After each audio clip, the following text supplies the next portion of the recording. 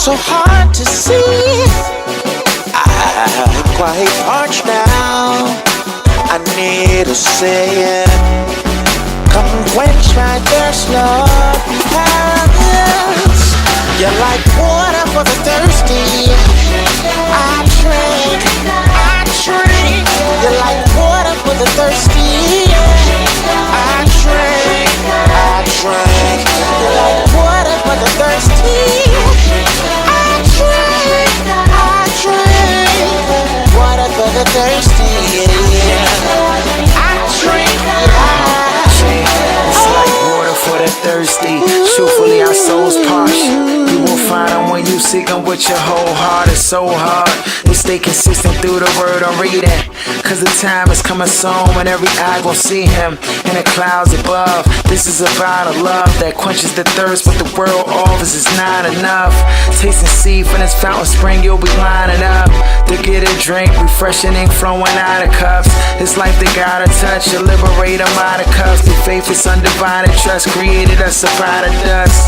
He's worthy of fresh well of living water for the thirsty. Give her honor the first thing that I do when I'm waking up. It's everlasting life to all who decide to drink it You're up. like water when I'm thirsty. Drink. You're like water when I'm thirsty. Drink. Like water when I'm thirsty. Drink. You're like water when I'm thirsty. Drink.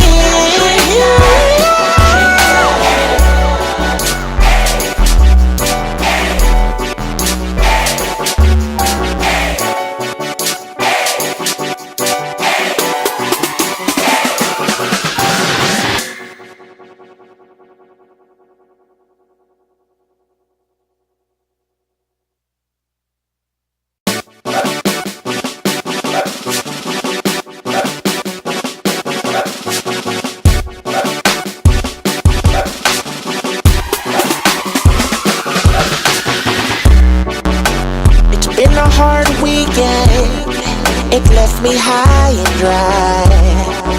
I've been going through the ringer, I need you in my life. Time seems crazy, I'm stranded in the desert. This life gets so hot, I need a sip of you, God. Cause you're like water when I'm thirsty, yeah. Drink, drink. You're like water when I'm thirsty. Drink, drink. Drink.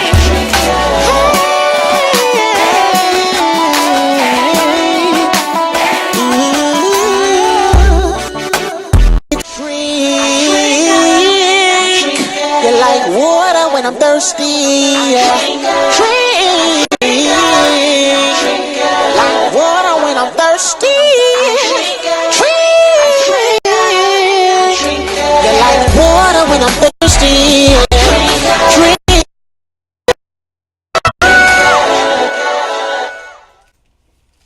Good night, everyone, and welcome to another episode of the Ladies First Fridays, as we have conversations on the couch with Water for the Thirsty.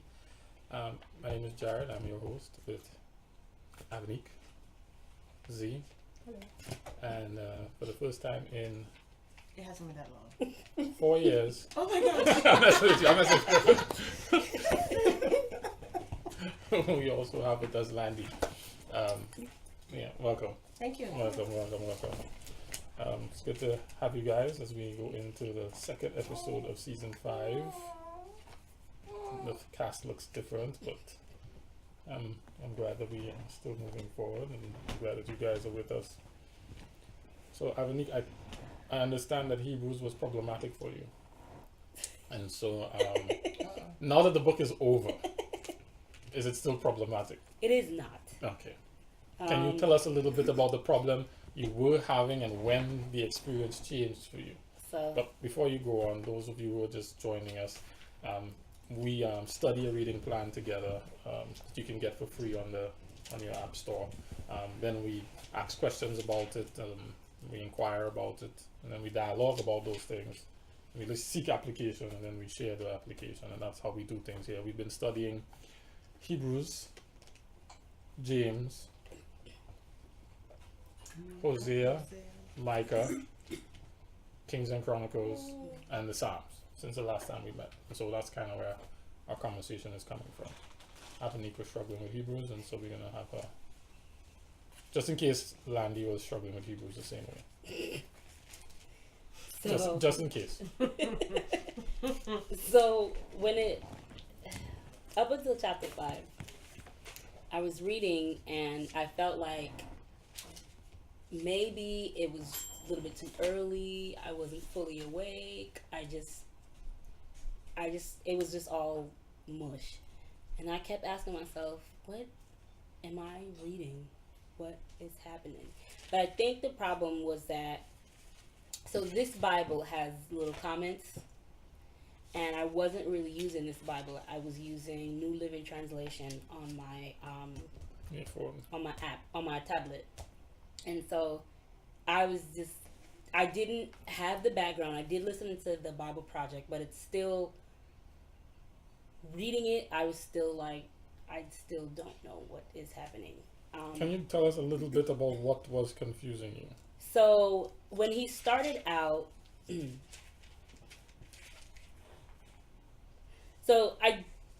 it's weird to explain it now that I know what's on the other side of it, but I just felt like it was really off from, Off how? like, why are we talking about Melchizedek? Why are we like, I just didn't get the point he is trying to make.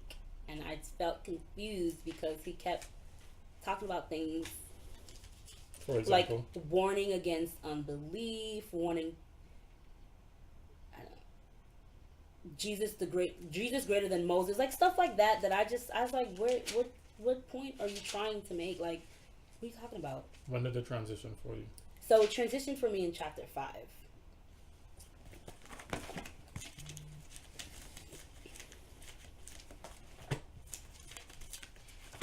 What happens in chapter 5?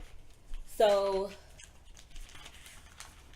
it starts out, I'll start where I highlighted. So from, is that the middle of it? No, I'm lying. So it started chapter 4, verse 14. I guess the end of it. Hold please.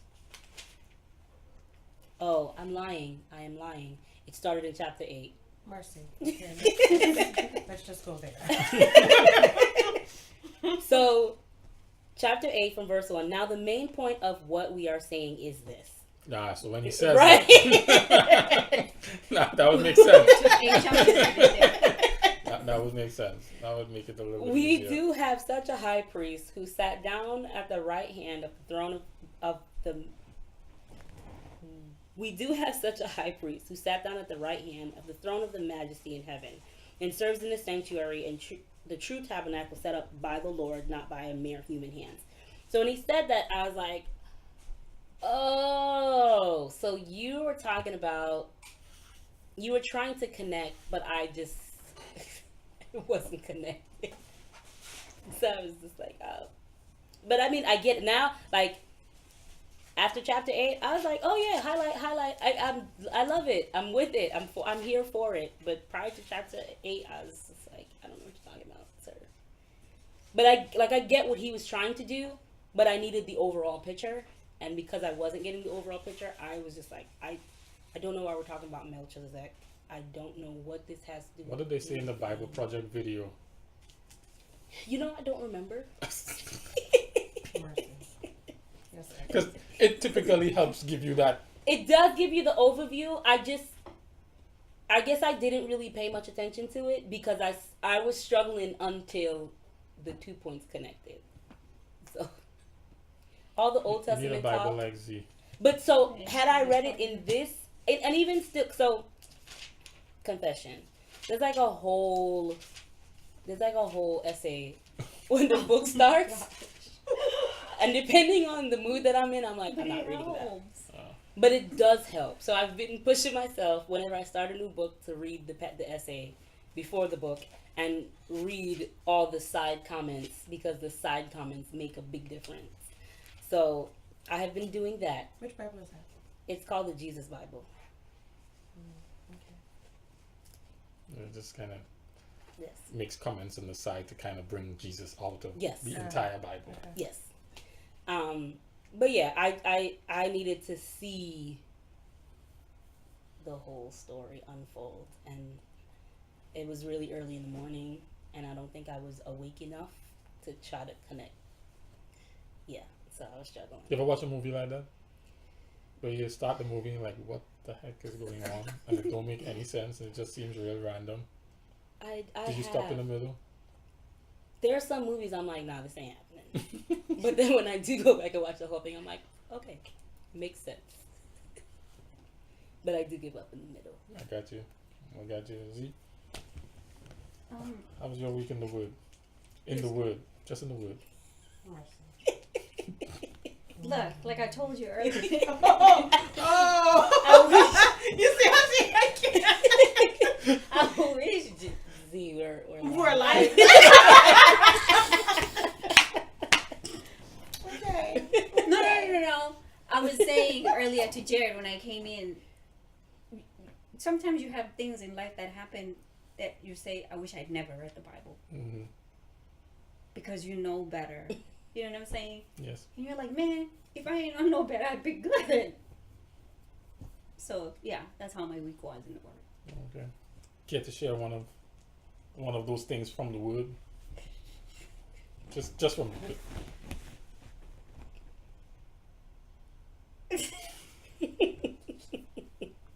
Maybe let's just talk about James in general. I mean, from James 1 all the way to 5. So, to me, this book is crazy, to say the least. Because I almost felt like it was a book that was here to kind of hold me accountable, you know? Because it tells you, if you know, you live it. Like, you know what I'm saying? Like, there were just so many things, so many instances, like, every day where I was like, I shouldn't have read that.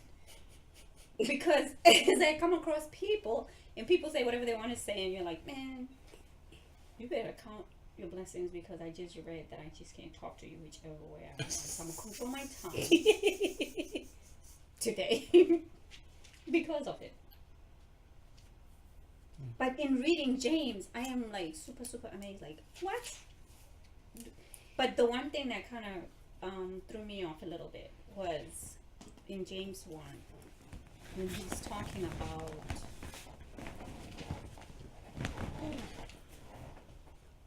I mean, James, like, I struggle with him from the jump anyway, because when he says consider pure joy when you're going through all the, I'm like, no, I don't think so. You don't consider it joy? When you're going through trials? Yeah. I'm asking that. I didn't say I did. I just asking if you don't. Do you consider it joy? What about you? In it, no. Probably towards the end of it, I realized like, oh, okay. Then you get joyous. Yes. Mm-hmm. Or it takes me like a minute. Like I'll go through my phase of I'm really angry, I'm frustrated. Why is it always me? And then I'm like, okay, relax. It's not that big. But that's not joy. It kind of gets there eventually, but it doesn't. It never starts with joy. What would happen if you tried joy? What would happen if I tried joy? Mm-hmm.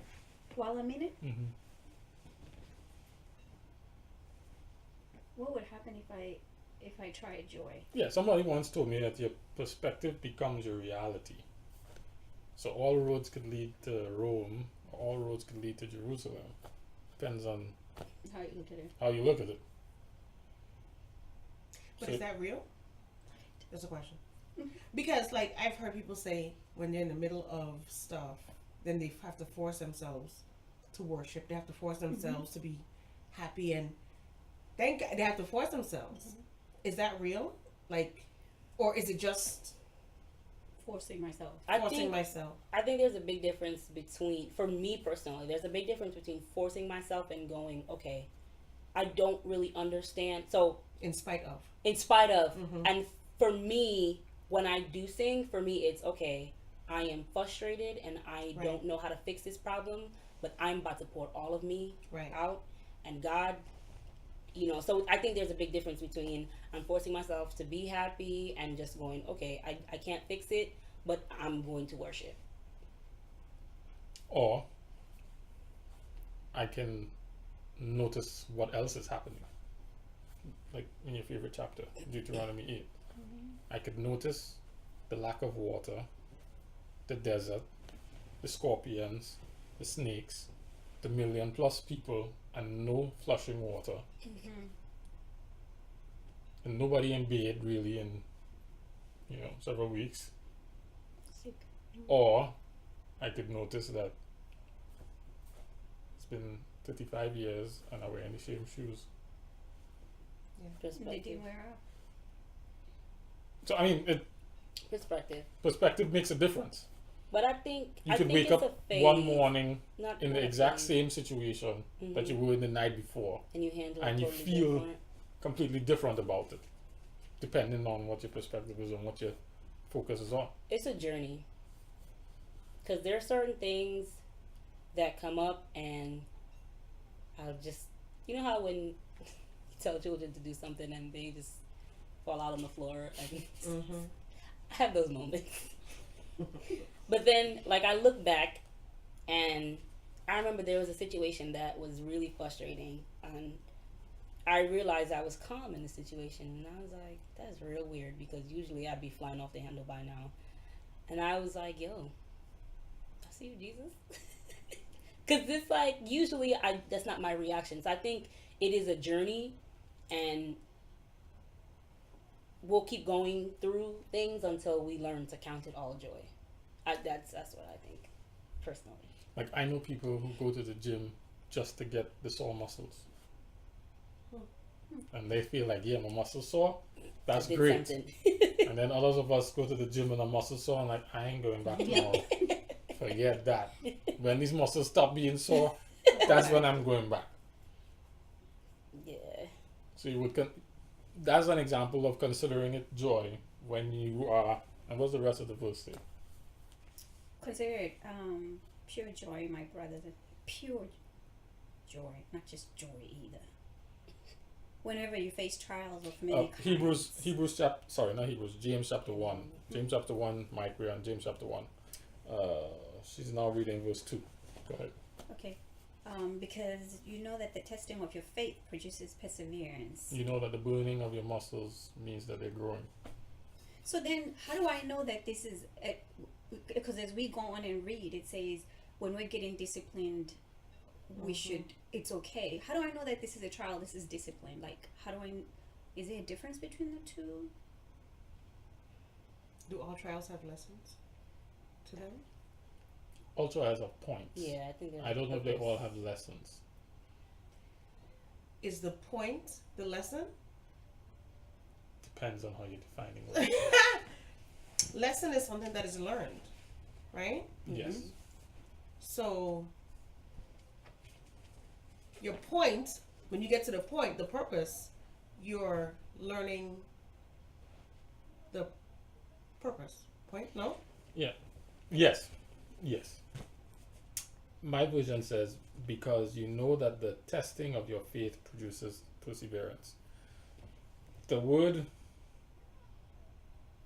words trial and testing are almost the same word. I mean, they both have the same effect.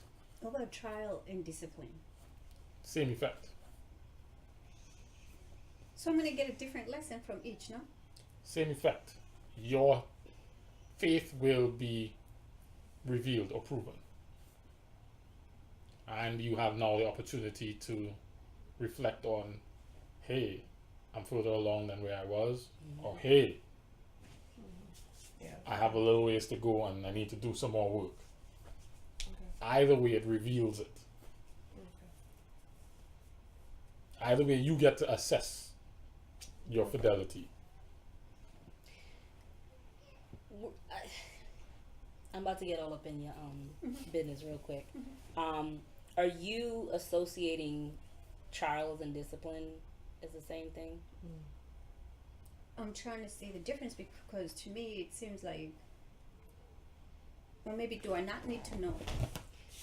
So Do I just need to take it like, oh, it's just, That's what we are doing. I'm sorry. is it like, am I supposed to take it like, okay, well, this is something that's here to test my faith, period? Or is it something like, this is a result of what you did, like this is a consequence of what you did, so it's, you're being disciplined for it, you know what I'm saying? Like if I'm sitting there talking to Khalil and I say, because you did this, because I told you not to go outside at 5 o'clock, you went outside, I'm going to give you a whooping for that reason, right? That's discipline. Right. Then if I come to him and I say, Khalil,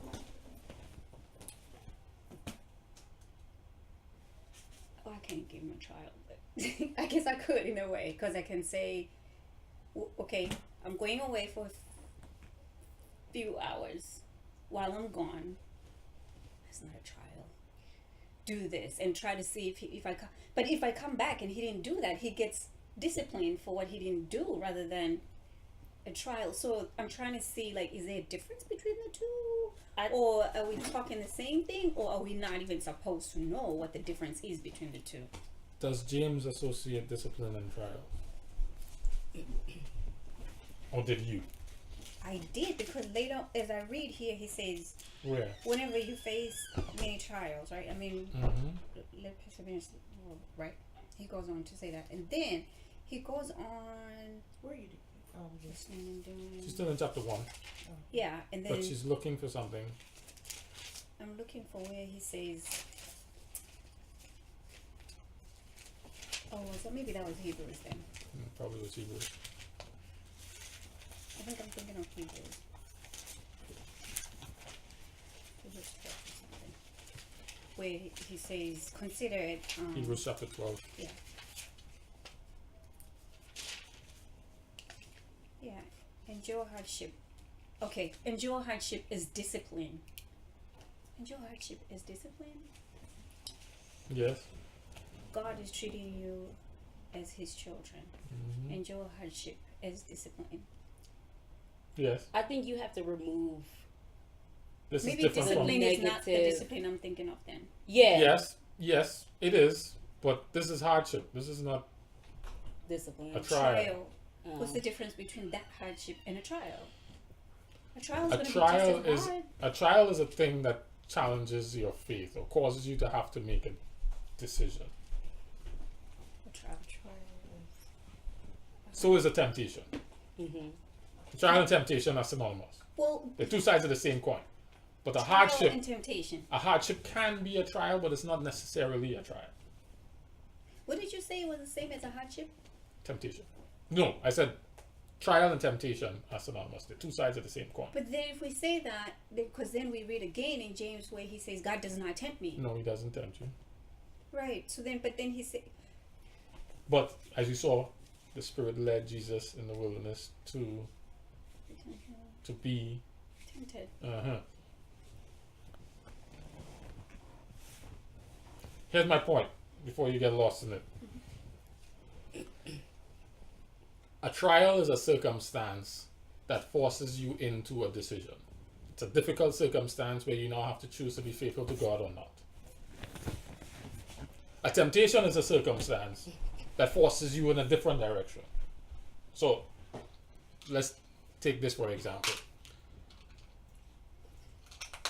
Jesus is being asked to go to the cross.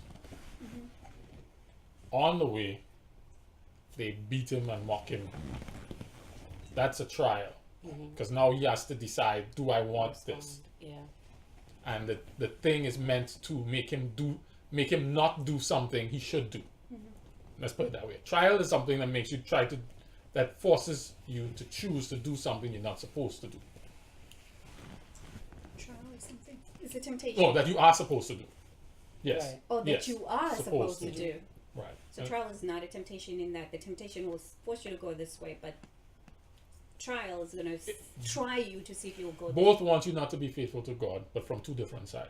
One is don't do the thing you're supposed to do. The One other is do something you're not supposed to do. either way, you'd be unfaithful. Yes? A hardship can be a trial. A hardship could be a trial in that, in the hardship, I get so hungry that I decide to steal. Now it becomes a trial. Whereas I could sit in a hardship and be hungry. But you know what though? I have been learning that the things that I consider hardship really are not, how do I word it carefully? It's not about me, and it doesn't necessarily have anything to do with me. So you're here in this time and in this space, and you just happen, I'm using you, but it really isn't, I'm not doing something for you. Like, does that make sense? Like, I'm not, like, let's say, what was the story you told with at the youth retreat when Kenrick felt like he needed to say something or ask somebody to get up and speak, and the Spirit told him to sit down, like, be quiet. Kenrick could have taken it upon himself to be like, well, let me do it. But I feel like there are certain times when the Lord will be like, okay, you're kind of in the middle of it, but it's not, I'm using you, but it's not about you. Like, I'm not trying to try you. I'm using you because somebody else is watching, and I need the other person watching to be like, oh, okay. But either way, you have a choice. You do have a choice. And that choice reveals your faith. Right. So it's a kind of two birds, one stone. Like, Correct. but it's not about you. Correct. But yeah. You still lost. Endure hardship is discipline. So let's think about the same gym thing. Alright? So you have the one person like Sharika who will go in the gym for the burn. Alright? She wants the burn. And when she gets the burn, she knows that this thing working out. I want to go in the gym, but I don't necessarily want the burn. You understand? I don't either. And when I get the burn, that just means I did too much. Alright? Endure hardship as a discipline. When you get the burn, you're disciplining yourself to the process, to the outcome. And so I go to 2 extra reps and burn out the muscle. Because she does it because she's disciplined. Because it's training me to be more faithful. So endure hardship as something that trains you to be more faithful.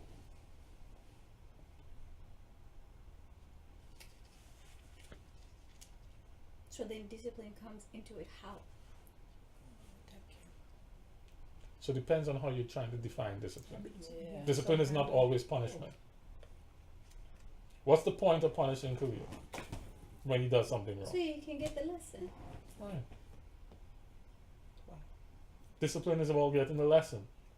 It's not about the punishment, it's about the lesson. And I think discipline is not, it doesn't always come when you do something wrong. And the reason why I say that is there's sometimes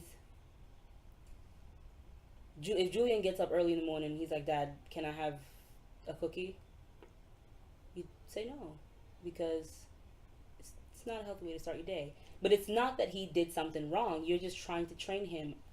This is not healthy. It's not the best choice. So it's not, discipline isn't always a result of something. I think it's not always a result of something that you did wrong. It could just be, I'm trying to refine you, and so you kind of catching licks, but it's not really licks. Discipline is a means to an end. You gotta level up. And Right. It's gonna require some denial of self Right. to get there. Whether I get it from a parent or I get it from myself, I still get denied. Right. Mike says in the trial, a test of the performance, qualities, or suitability of something or something. Clinical trials must establish whether the new hip replacements are working. Synonymous: test, tryout, experiment, pilot, study, examination, check, assessment, evaluation, appraisal, test, trial, period, trial, test, run, probation, testing, dummy run, audition, screen test, dry run. Also, a person or situation a long one. That tests a person's endurance or forbearance. The trials and tribulations of married life. Synonyms: nuisance, pest, bother, irritant, source of irritation, and a whole long list of things. He then goes on to say discipline noun. The practice of training people to obey rules or codes of behavior, using punishment to correct disobedience. So there is some sort of disobedience in there. Not necessarily. Because if you don't disobey, you could still be disciplined. If we go back to the gym scenario, right? Sharika, do you eat bread? Right. And so it requires discipline because who does not like bread? But Sharika's disciplined herself to not eat bread because she's trying to maintain. So there's a certain level of discipline. There's a certain level of hardship in not eating bread. Right, exactly. They're alternatives to bread. Don't buy bread. But you could say, me eating bread is me disobeying my discipline. Right. So there is some level of disobedience in me saying, I don't eat bread for XYZ. Should I eat bread? I've disobeyed my own order. Oh, and she goes by her gym trainer and he says, you had bread this week? 3 extra laps for you. Hardship. For her. For me. Because she had a long week. She worked in 2 jobs and she tired. I want bread. She want bread. In fact, what she wants is cheesecake. Facts. It's really what I want, which I paid for today for eating yesterday. Okay. So, Daniel had discipline, doing what you're supposed to do when you're supposed to do it without being told to do it. There are different layers to discipline. It's not always. discipline does not have a positive nor a negative. I think in life we've given it a negative connotation because our parents know Discipline. like Yeah. but it doesn't have a bias. It's a means to an end. It's a way to learn something. It's a way to master something. We put Chocolate Drop in that thing to train him to stay on his legs. He doesn't like it in the beginning, but you should go in there. I'm not saying it's a bad idea. I'm going to discipline you to stand on your legs. For Samuel, that's a hardship. That's a hardship. Oh, we know. He not Oh, down. yes. Or you put him on his belly to learn to. He gonna roll over, roll him back. In his head, you are negatively disciplining me. In our head, we're positively telling you to use your arms. There's no bias. It all depends on your posture by when you receive the discipline. Verse 12 says, therefore, strengthen your feeble arms Yeah. and weak knees, Go on. Make level cuts, safety. Yeah. so that the lame may not be disabled, but rather healed. So I caught a piece of the verse, but the verse, as I said before, it really depends on your posture. Mm-hmm. Endure hardship as discipline.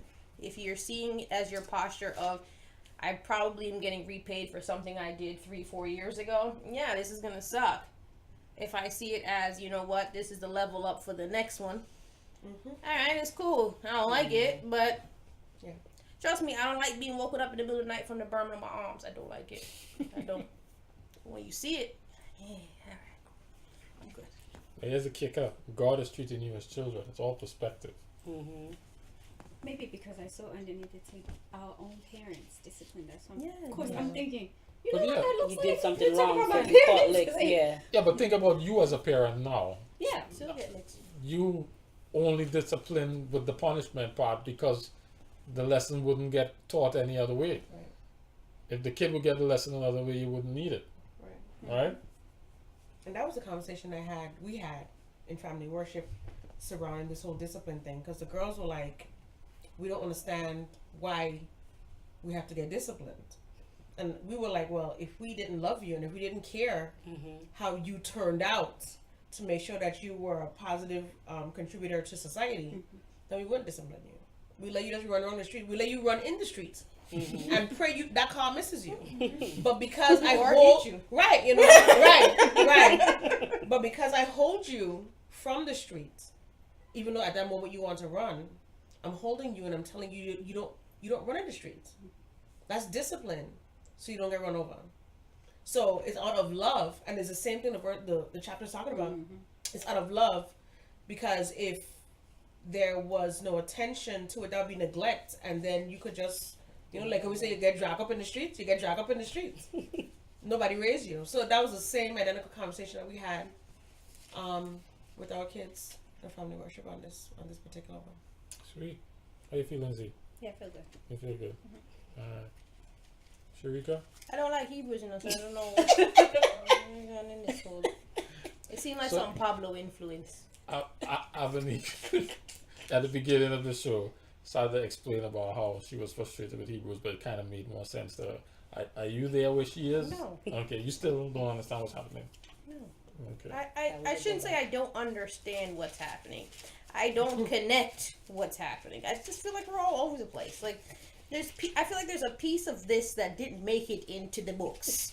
Like, there's something missing. There are a couple chapters here and there. It's like the Esther chapters that I'm missing. I feel like there's something missing here. So I don't really know how I feel about it. I did have somewhere in here that I was like, oh man, I should have taken my screenshot. Please hold.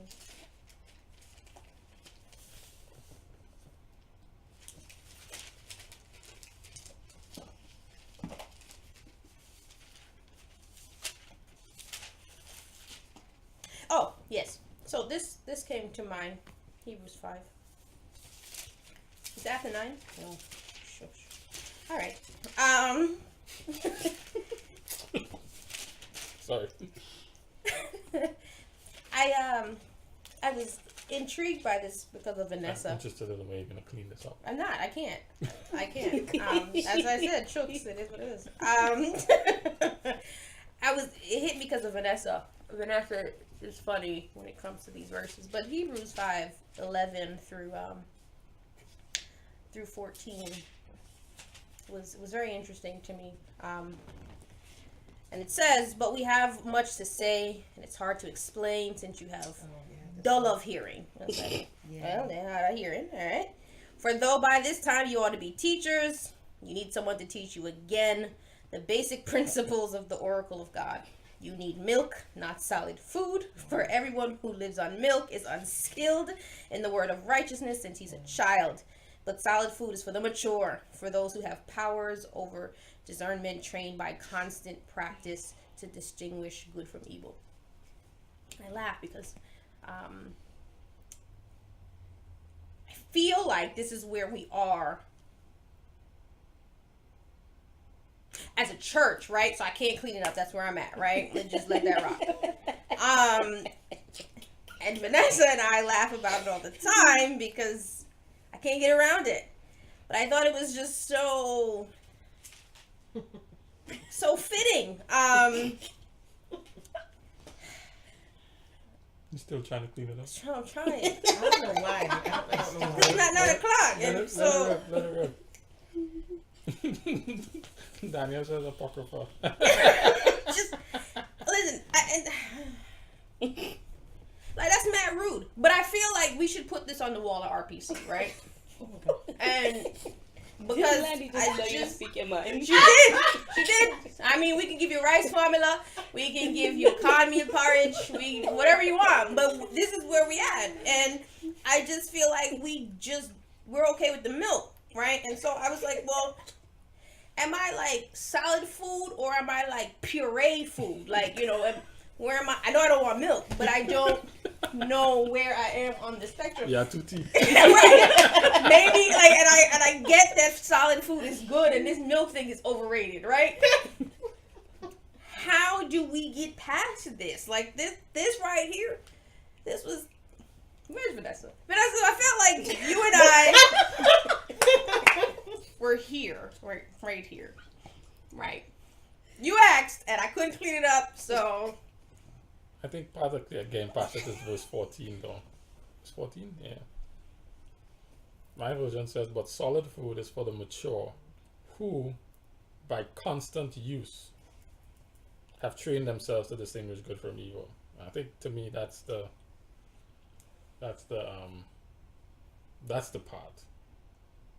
we don't constantly use it. It's a muscle we don't take advantage of, and so it's no the practice isn't constant. We go in the gym today, we get sore, and then it's 2 weeks before we try again, and we get sore, and then we had some cheesecake because it's the holidays, and then before you look up, you get a message from the Nike app. It's been 34 days since your last run. You know what I'm saying? Oh, I don't look too bad. Let it be day 35. Like, I feel like that. Constant use have trained themselves. Maturity. So how does one get... All right, let's take me for example. If I don't work out, I'm not going to change. I know how to eat to maintain my size, right? If Al said I beat him to it. Anyway, how does one realize, hey, that exercise thing, even though you haven't moved, you gotta get back to the gym. How do we get past that? So one thing that also comes out in this is in verse 12, where it says, "You have been believers so long now that you ought to be teaching others." I think a huge part of it also is the accountability element to one another that we may ignore. That would also then help in how we grow. So I think the lack of the relationship, perhaps, is a huge part in it, because it sounds like as if though the teaching of one another is also a huge part of our own growth, our own personal growth. I was talking to, again, my children. That's the only people I talk to. I was talking to my children again this week, and I was telling them that they should start looking at tutoring and stuff, because when they start to teach what they've learned, then that solidifies it for them.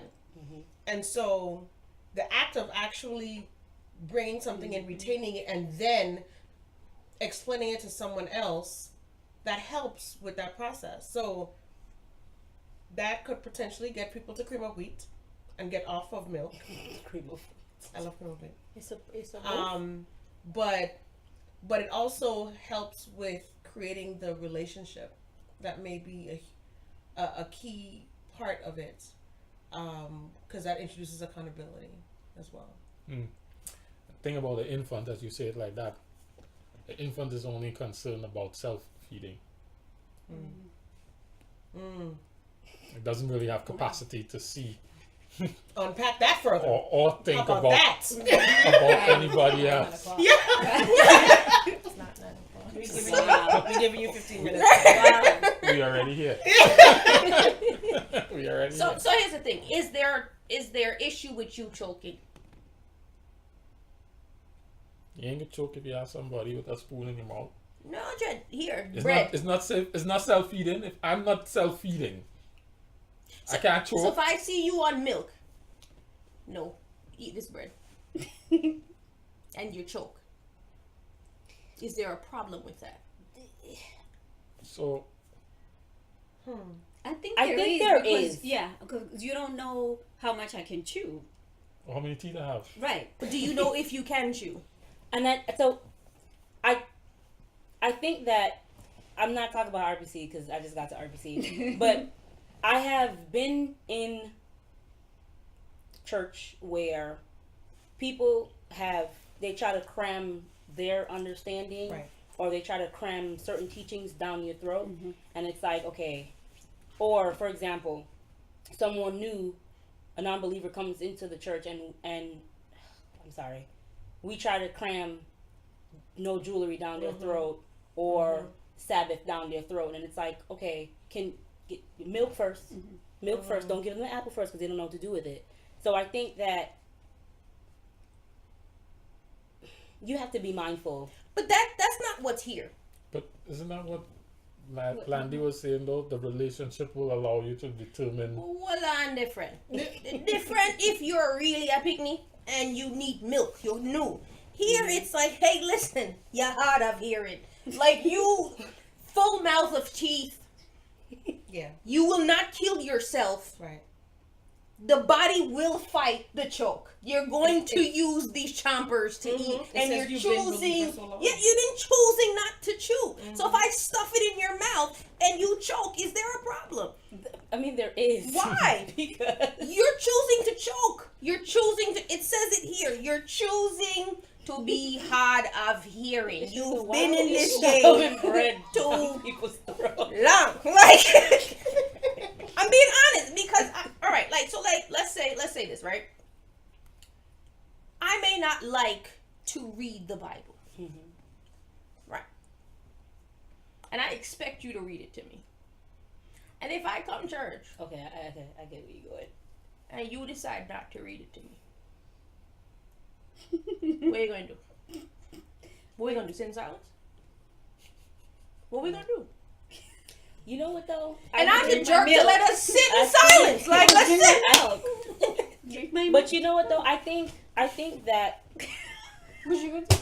eventually everyone Drink has milk. to get to that point where it's No, like I have to give this you the milk. isn't enough. No, I'm not giving you milk. There is food. Milk done. Milk finished. Throw No it all- cow, throw it no all the milk. goat, no soy, All day. no rice, no nothing. Just water. This is food. All that have is apple. You can either eat apple or be hungry. What are we gonna do? I mean, seriously. And then you come next week. Food. I know in there.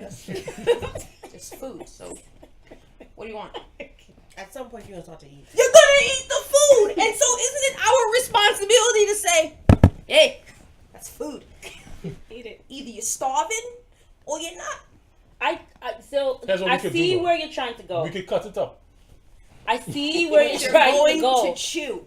But I feel like if we have to force people, then that's a problem. Right. And that's where my hesitation is. And because- also, how are we determining that now you're past milk? Because You keep coming back If here I keep knowing I coming don't back- have no milk. no, if I keep coming back, I'll give you an example. Like, I was born and raised in an Adventist Right. family. I don't think anybody could have come to me at 18 or even 21 and said, "Hey, it's time for solid food." I had no idea. All I knew was at 18? all I knew was what I was. I mean, I knew what I knew from Pathfinders, or I knew what I knew from what I learned. But if you ask me anything in here, I knew what I knew from, you know what I From mean? church, Not yeah. for But myself. But at that point, you're not a believer.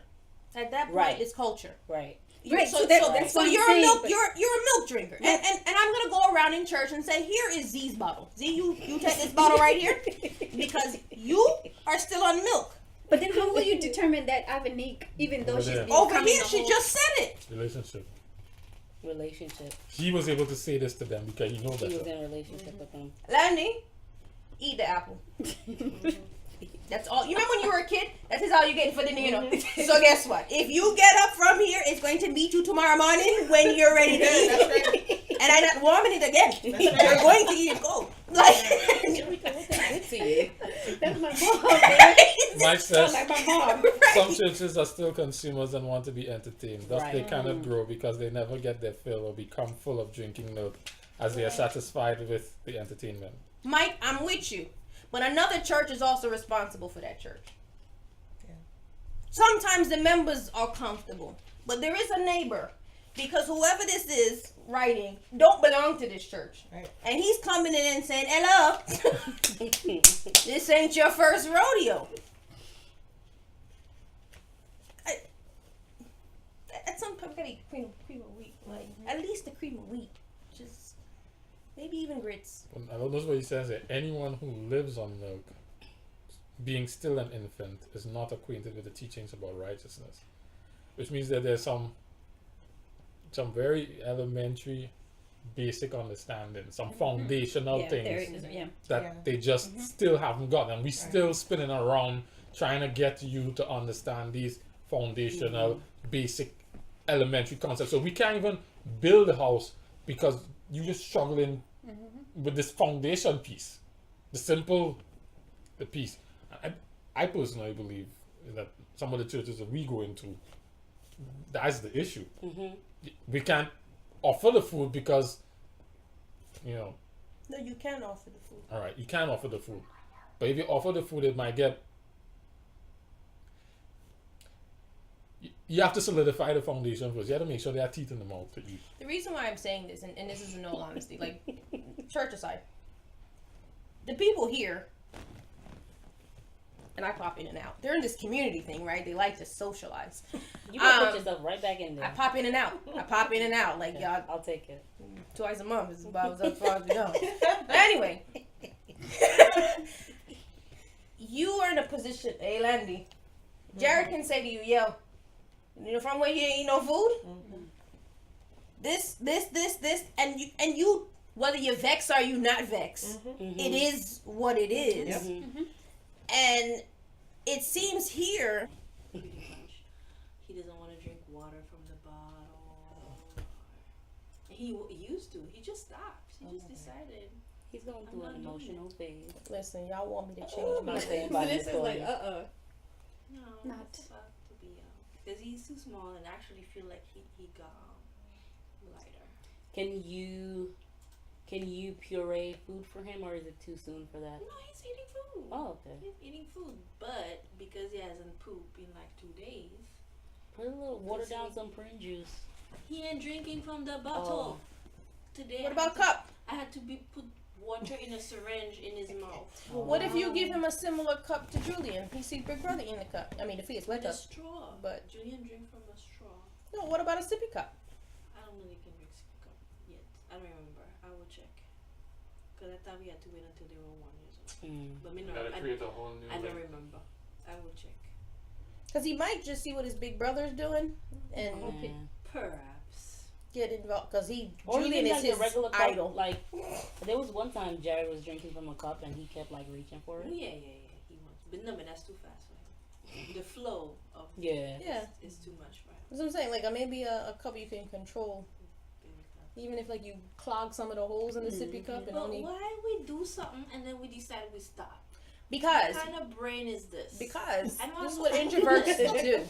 We like it for a little bit and then we revert. Like, One this is day, too much. everything good, and then a week later, I'm tired. I don't want it no more. It's No, done. I don't want this no more. Yeah. Well, That was you good know for a while what? it lasted. That's it. That's Vanessa's it. about to choke you for Sam.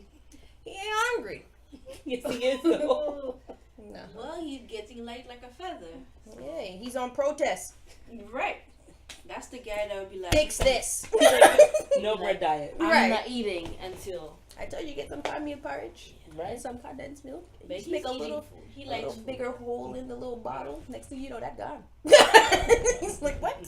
Where's this, mommy? What Where is this been? He likes food. Because big people eat food. Huh? Big people eat food, so he likes food. Alright, so we're back up. And he like bro.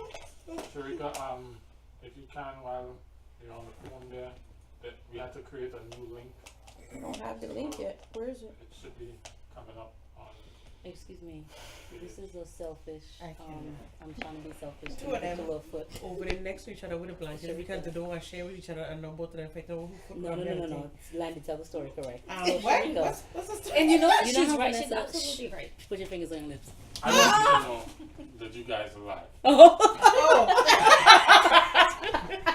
Ain't nobody watching. I want you to know that That's on a different at least on the live www.disney.com, anybody who's out there is enjoying 9 o'clock. the Sharika. banter. Vanessa put the two blankets on the couch.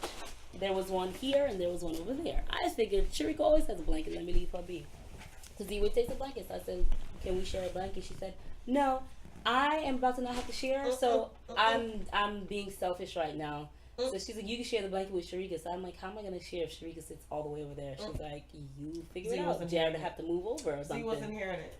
So I took the other blanket because I wanted to cover my feet. But, you know, someone didn't want to be Christ-like. No, and she didn't want to be Christ-like either and share with you. Z, I'm sitting over here. Sharika's over there. How is that going to work out? I told you you could make it happen. See? All I do is move. It's not difficult. Lord. I move and you come over here and share the blanket with Sharika. It's all right. I'm patiently waiting for afterglow for you. Nah. I ain't You know hanging what? out with y'all. When it's over, I'm hitting that door. We talked about this. I'm not hanging out with y'all. I'm Yep. not doing it. You are. I'm not doing it. The Facebook one not coming up. No, as I said, I don't have it. Thought I was lying. No, it's not. I created the link twice, and it's not.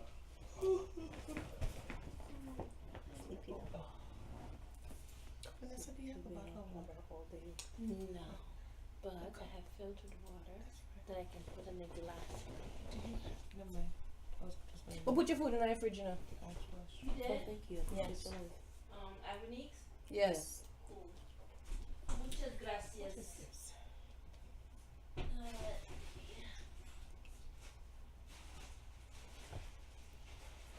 Fun times. One time.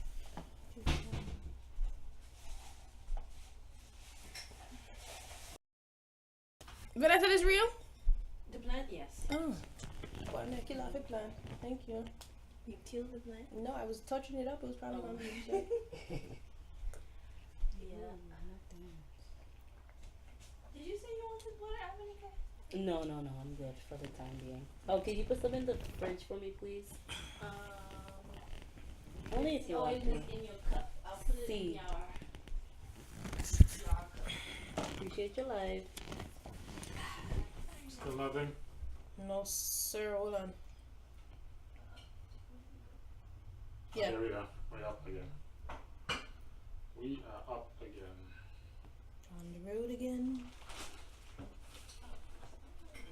You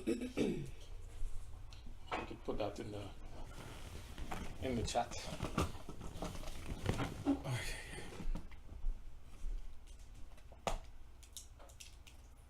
On the road again. Hold on, I want my cashier things. Share. Copy link. Do you need I me got to it. do anything, husband? Hmm.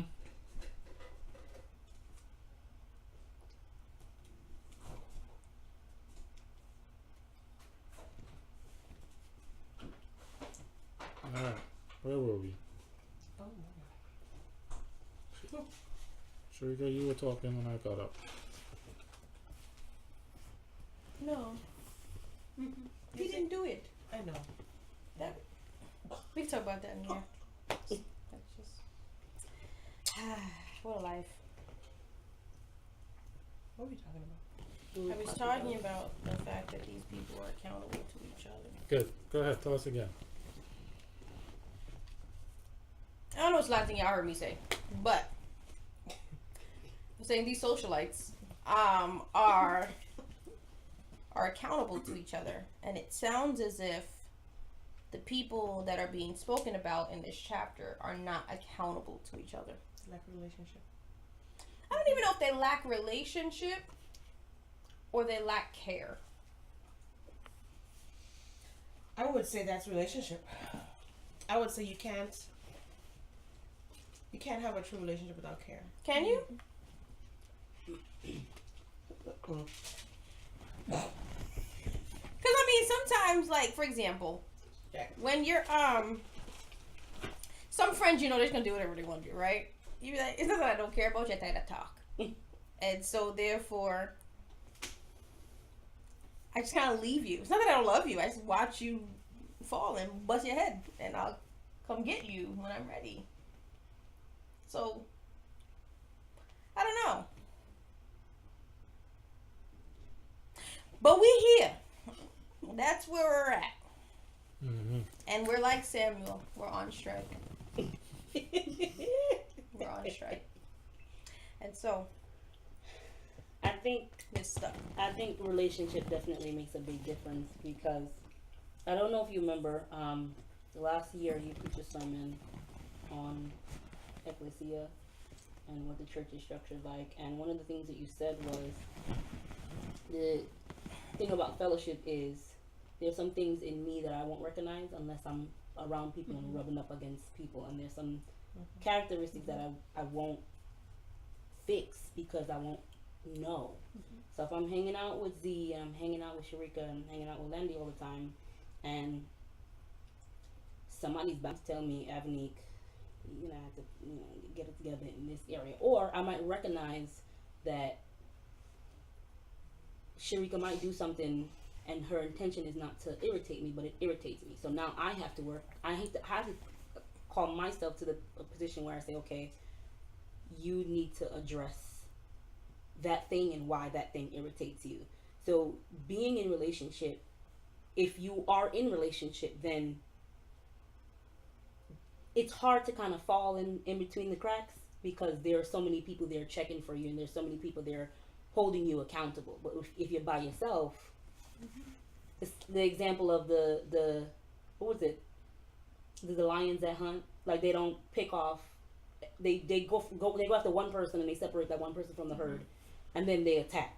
But if you're with the herd, you're good. You have more security, yes. Right. Sweet. Guest. He's so shady. I know, right? You didn't have the introduction talking about 4 years I ain't been here. I mean, Oh man. Wow. It's called that. relationship. That's what that is. It's called relationship. So there are a few things. I'm gonna move to James, if y'all don't mind. James, the 2nd chapter, where it talks about faith without good deeds is dead. You know, I will say something positive about the church, about not calling any churches in particular, we're but business. it's 9:07 right now, and I'm about to turn it around. I remember there was a complaint that, in general, our church on a whole didn't have relevant ministries. We kind of focused on things that didn't make a difference to the people who were really going through stuff, right? And it's good to see that there are pockets of churches that are identifying needs and actually striving to be helpful, as opposed to just sticking by the same, these are our ministries, this is what we've always done, and y'all fit in to us. Now it's a matter of us seeing what the need is and us trying to fit in to the need. And so when I read faith without good deeds is dead, the 14 and on for James 2, it reinforced that truly faith without works is dead. And if you have faith, if you exhibit faith, if you have faith but it is not exhibited, then you're useless. And so it's not so much about just us within ourselves saying, okay, well, I'm gonna be faithful today, I'm gonna do this today, and I'm gonna move forward, and XYZ. That has to now manifest itself in our lives and how we live, and making sure that we are relevant as we apply. So, talking to the girls this week, of course, because that's what I do.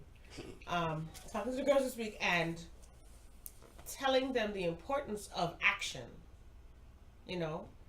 Not just saying this is what I'm going to do, or not just talking about whatever. A lot of people spend a lot of time talking, but actually putting to action what you have said and making an impact, a positive impact. And so that James 2 brought that when we did that study. It brought that. I just wanted to make that comment here. Sweet. I wanted to point out Psalm 32, verse 8 and 9, and something that stood out to me this week in there. 32? Psalm 32, verse 8 and 9.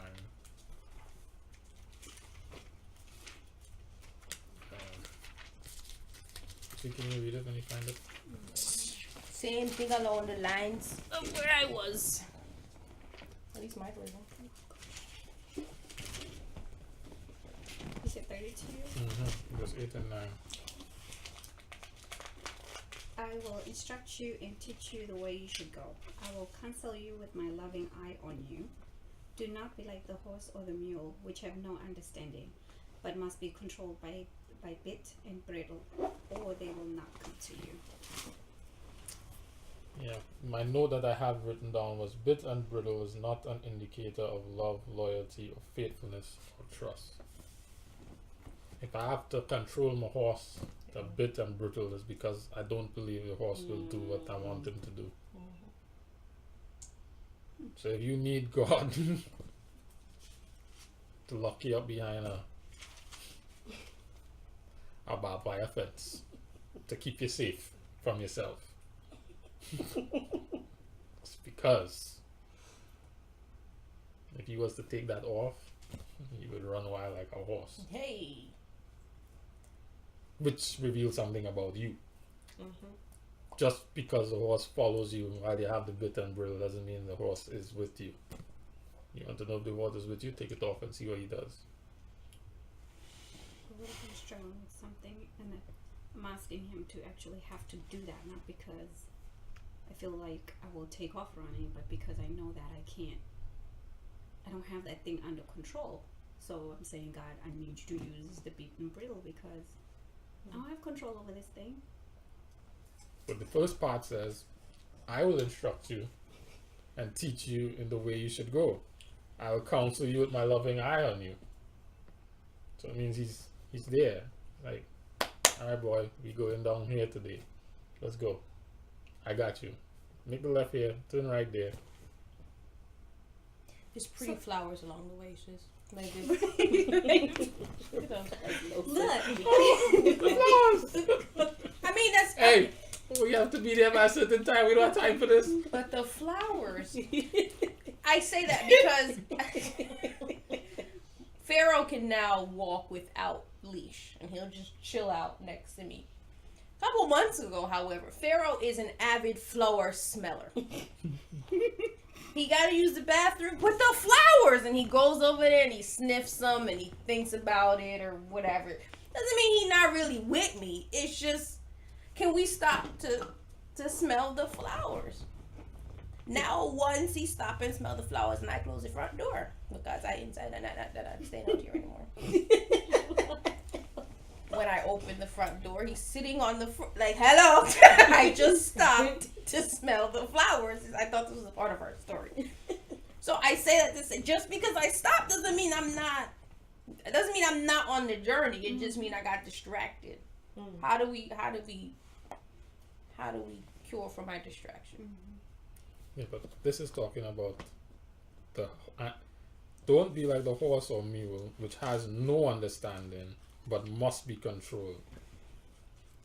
I still think that I must be controlled. Right. I agree with you. I might stay there a little too long. Right. Sometimes. Because So I don't see control. I see Ebony, be quiet. Ebony, don't say nothing. Go sit down. Yeah, I will counsel you with my loving Right. eye on I you. see counseling. I don't. The love of Christ constraineth me. But it has some of us who go sit down and be quiet. Go on. The flowers. It's late summer. They may fall off, and I don't get this. And if you don't come looking for me, you might never see me again. That's not your love. Exactly. That was the point. Yeah. That's what I said. The fact that I have a bit and brittle is an indicator that I don't trust. Yeah. Very much choice. yeah, that right. And God's not gonna remove choice. He's not. I shouldn't say that. God, Finish first. from my perspective, it may feel as if choice has been removed. But in the grand scheme of things, choice has not been removed. So my bit and brittle, I may feel like, this really hurts. It's like the other day I saw a dog walking himself on a leash. He had the leash in his mouth, the collar around his neck, and he's walking next to his owner.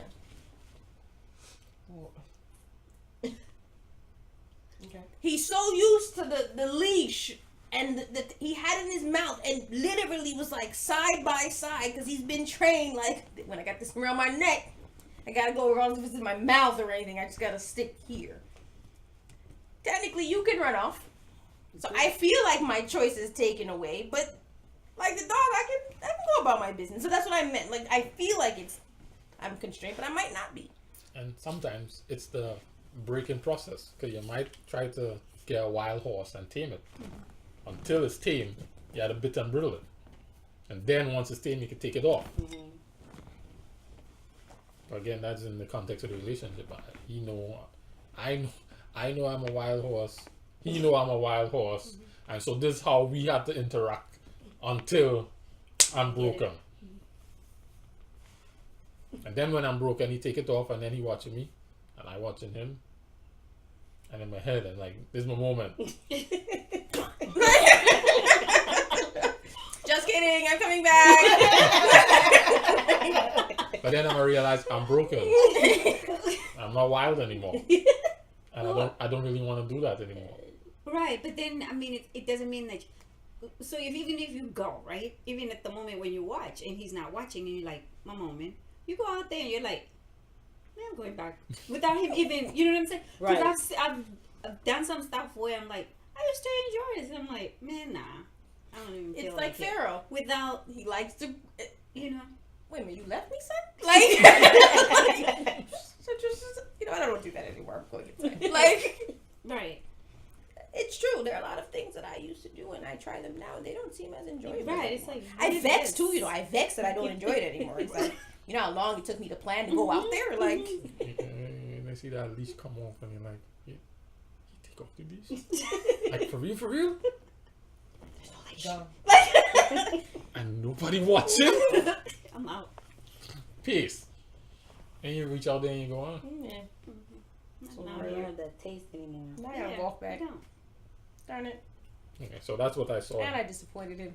That's what I saw in the Psalms. I wish Kenrick was here so we could encourage You him didn't to read read it. the Psalms You more. ain't read it. Henrik, you ain't read it. He ain't read it. You see, you had anything else? The tongue. Oh no. Oh. I was hoping we would not. That's why I said in reading James, I was sitting there like, come on, really? Go ahead. Ask a question. I mean, is James really saying we cannot control the tongue? Period? Yes. That's what I'm getting. Yes. I can get that. Don't talk to Rico. It's a better off. What chapter is that? This is 3. Three.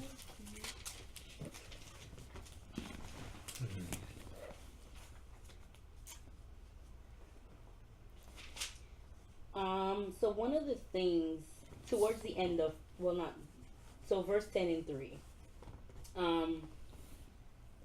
Skip past all the, you need to learn how to control your tongue.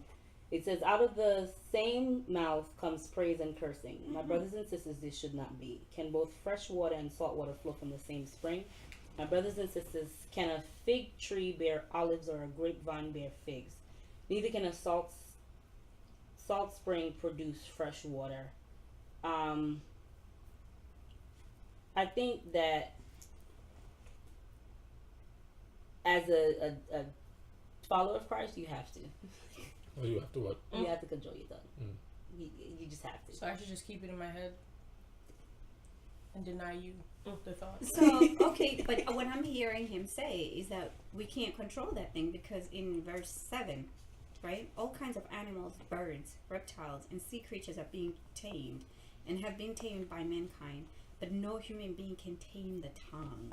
It is a restless evil full of So look at it this way. poison. Look at it this way. I laugh because Shari, remember when Shari was here a couple months ago? And she dropped the N-word out of nowhere. She's like, I don't even use this word. Like, I don't even know where it came from. I That's don't the... think she wants to, but But that's the tongue. Like, sometimes you stop curse, and then something happen. You like, yo, that came out of nowhere, just flow out. Like, Or you thought you said it in your head, but you actually said it. and out it loud. just kind of came out. Like, you have to consciously decide to Right. open your mouth. Yeah. Because if you don't, it's like you frighten yourself. Like, oh my goodness, I did not need to say I was that. having a conversation with. Well, it's so funny because it seemed like this whole week my conversations have been centered around that because I had to have a conversation with Khalil about it, and I had to have a conversation. Like, I manage a group of 11 women, and they tend to. I know probably one of them is watching. They tend to kind of go for each other real bad. Like, and you know, we talk about this all the time. So on yesterday, as a matter of fact, we sat down and we talked, and I said to them, well, because unfortunately they'll sit there in a meeting and somebody will just throw out something and not. Of course, I can see that their intention is really, their motive is really to hurt the other person. And you're sitting in the middle of that, like, okay, how do I, and these are older women, bear in mind. And I'm sitting there like, okay, let's just reel it back. You cannot say that to her and think that it's okay for you to just not think it through and then say it. You know what I mean? We can't operate that way. That's just not going to happen. And then Khalil was talking about something about what he did with a friend of his, and then I said this to him, and I said, well, before you said that to him, did you process it within yourself before you actually added the words? And at first he tried to say, well, we were talking, so, you know, as if he's saying there's no time to think, like we just talk, basically. And I said to him, and then I gave him some example or whatever. That's when he said, well, that's funny because I didn't think about that because it happened before, and yeah, that's exactly what happened. You're right. I didn't think about it like that. But, and I'm sitting there thinking to myself, wow, that almost seems like it is true, while at the same time, like you said, as a Christian, you should be able to control your tongue. So let me tell you what works for me. Our Bible, yours and mine. I got the same one. And Sharika, when she walks with it. Either we come in or we have to tap and pick up Bible. So choose my presents. Are you people? Back to our program. It says, for verse 8, no human being is empathetic. James might be implying that human beings, by their own resources, cannot tame the tongue. A task so difficult requires divine aid. So let me tell you what works for me. I have always been the type. What's the word they use? I say what's on my mind. I'm not the type of person that'll shy away from what? No filter. You don't have a filter. Right. Or FST. And Right. and the last time it happened, I have this thing about apologizing. So the last time I kind of went off at the mouth, when I was done, the next day the Holy Spirit was like, you know, you're gonna have to apologize, right? I don't like having to apologize. So there are moments where I want to go off at the mouth, and the Holy Spirit's like, you know, you don't have to apologize when you're done, right? Okay. And I'd be like, not gonna say a word. Man, we're so different. But I mean, I wasn't always there. It's just, for me, I hate having to go back and say, and it was somebody in church, so I didn't want to mar the relationships. And it was an adult. I had to go back and say, listen, my bad. I said what I said. I said what I said. Yes. I apologize that you received it in the matter. No. This wasn't my opinion. Like, I cussed her out. I said. I said. And I need to go back. And so every time I do that and I go off and I lose self-control and I just let my mouth fly, I feel convicted to go back and apologize, because I can't just leave the relationship marred, because that's not the goal. And so I brought up the fresh spring and the salty water thing because my objective is I want to bear good fruit. I want to be for a fresh spring. And one of the things, like, I used to lead at my church, and there are times when I wanted to say certain things to certain people, and I had to check myself, because you kind of are in a leadership position, and the minute you kind of pervert that, they don't look at you the same way. So now I'm becoming a hindrance. So because I want to stay in the line of fresh spring, I just feel like I really don't feel like apologizing to you, so I'm just going to ignore you. I'm not just gonna say nothing. I'll be like, okay. Or I just won't answer text message. Control it by the Spirit. Yes. But that's what it took. Like, it wasn't Ebony, be nice with your words. It was, you know, you're gonna have to apologize, right? And I was like, okay, you won't do it again because I don't want to apologize. I think controlling the tongue is one of the most difficult things because when you say what you're about to say, you have nothing but utmost satisfaction as you say it. You are going to enjoy every word that's coming out of your mouth. Yes. And then, It feels good. hey, and then you get to the point where, but you then now have to think about the other person. I promise you, tongue from grade school, my issue. Mouth fast, right? Still a struggle to this day. Many years later. But this particular text always gives me pause. When I'm about to say what is so organically going to come out of my mouth. When I'm going to say it. So either I'm going to, you're going to physically see me shut my mouth. And I'm not going to say anything. And people are like, did she hear what I just said? Or did she not? You know, she's not going to respond or whatever. Or I'm going to politically correctly change my words to get the point across, but kind of color it differently. Either way, the part of this text that says, and so blessing and cursing come pouring out of the same mouth, that one, God dealt with me on that several years ago in singing. And that you can bless. Right, you can't do that. You- That was what? what got me too. You can lay a room out singing a song and people will be like, you know, and then you turn on the next one, you're like, Cuss them yo. out.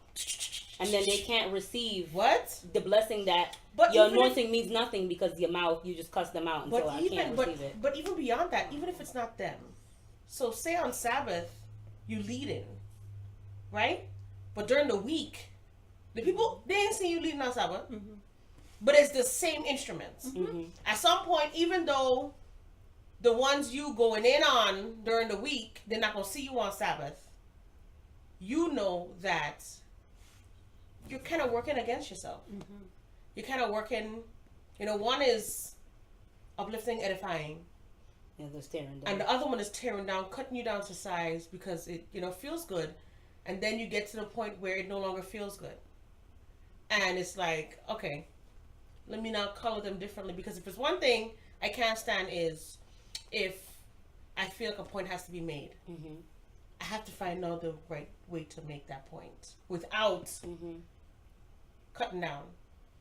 But pulling out the part of what needs to be said that will help.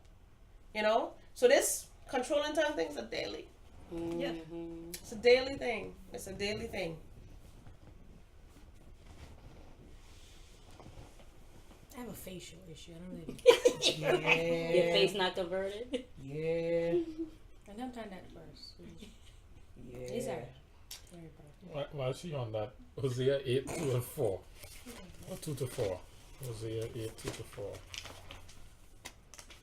That's reminded me of a conversation we was having before Z. Hosea 8, 2 to 4.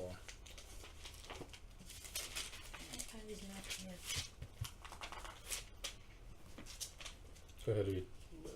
Hosea 2. Hosea 8, 2 to 4. 8. 8, 2 to 4.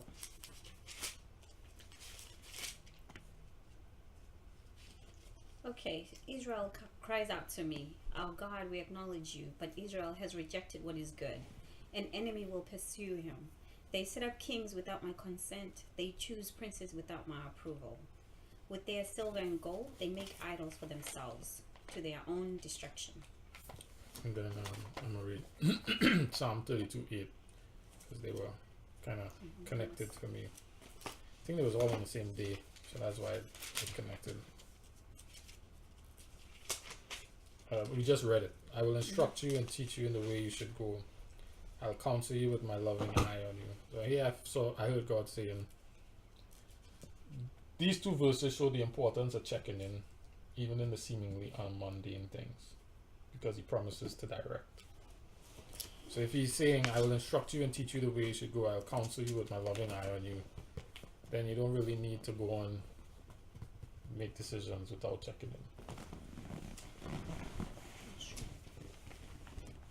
That's kind of that was the importance, because I remember who I think it was the last time we were at Water Literacy in the church, and we were having that conversation about when to check in and when not to check in, and when do I have the authority to just make a decision because It's on the spot. I I don't have the time. don't have the time to check in with God, or this is what God would expect from me in this situation, and that kind of thing. And to me, this was almost like a response to that, check in anyway. Because if you check in, he promises to lovingly instruct and guide you in the way you should go. That's what he wants to do. He wants to show you the way. You know what connects that for me as well?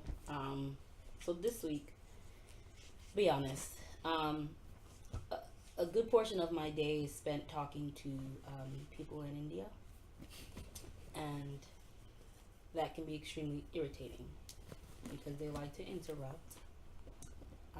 They don't listen very well. They refuse to pronounce, well, not that they refuse, they don't pronounce names very well. They like to elevate their voice. It's just irritating. And it became my custom to just get on the phone with Citibank, get aggressive, or just get in that mode of, I'm already annoyed because you're probably going to cut me off. I'm probably going to have to stop you and tell you to stop talking while I'm talking. And so when we closed out the Sabbath last week, what we talked about was in Hebrews 12, where it was talking about doing whatever possible to be at peace with other people. So this week I called Citibank. I'm on the phone. I don't remember what the person did, but I was about to jump down their throat. And Hebrews is like, do whatever you can to live at peace. It's like, I guess I'm gonna have to be nice to this man in India, even though he completely just destroyed my name. Whatever. Sir, I would like to speak to your manager. It doesn't work that Check way. in first. No, Check it in doesn't. first. It doesn't work that way. With what I do, and the manager's probably gonna be Indian too. There's a big difference in culture, and so interrupting is not like, it's not a rude thing for them. But here it's like I'm talking, like I'm mid sentence, and you interrupted me, and then had the nerve to ask me what I just said. If you listened, you wouldn't have to ask me.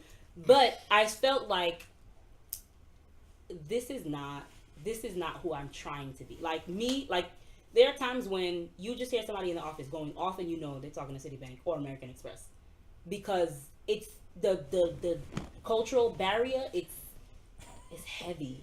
And we just, instead of being understanding, we all just go off at the mouth and we yell at them.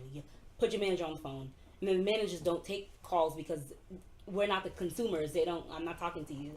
So it's like, you're just sitting there yelling at them, demeaning them, and they're really just out here trying to feed their family. And so I had to get to the point where I realized this is not, we're trying to move away from this spirit. So you're going to have to stop yelling at these people in India, because it's not okay. You probably never cross paths with them in life. They probably never come to church, probably never hear you sing. Your life probably will never mean anything to them, but you're going to have to stop yelling at them. Mm. And so in that moment, I could have chose to be salty with my words. And Hebrews 12 came up.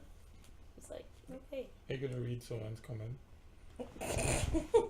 No, you go ahead and do it. Someone says, I've had to end convos with per my previous email or have a nice weekend. Yeah. That's me living at peace and filtering. Yeah. Or even something like, so again this week, there was a group chat that I was a part of. I hope nobody from work would be watching this. But there was a group chat that I was a part of, and this group chat was irritating my soul, because from shift begin at 8 o'clock till shift end at 5 o'clock, all they did was complain. And it was about things that it's just like, you've been here long enough to know. Cut it out. But it was like, and every time I get a message, it pops up on my screen. So I'm on the phone and I'm trying to look at my screen, but I have things bubbling up and I can't see my screen. I'm trying to have a conversation. I'm trying to work out a settlement. And I can't, because your conversation is blocking my screen. And then I had to mute the entire chat. So every time my supervisor would message me with something that was time sensitive, I would see it like 30 minutes later, because I assume it's the complaining group. Left the group Monday because I'm on Wednesday, because I'm on a new team now. and I had to message someone in the group to do something. So they assigned accounts, and then everybody's accounts got reassigned. So she thought an account was hers, she worked it, and they reassigned it to me. So technically she had to give me the settlement. I asked her to do something. In my head I said, she's not going to do it. Because... And she responded a day later. And she said, oh, I'm sorry, I didn't see it. I didn't see your message. I'm just not seeing your message. And I could have, I wanted to respond, but you still haven't done what I asked you to do yet. She still hasn't done it yet. It's been like 2 days. And I was like, it's okay, no problem. Like, don't worry about it. I figured you were busy. See, though, that's my issue. So, yes, the response, well, you still didn't do it or whatever. But had I said that, though, it would have, like, the conversation would have gone awry because Absolutely. she's a hothead. Absolutely. But my issue is, and it's the same thing, we're living peaceably with No, people. she is. And you are. How do you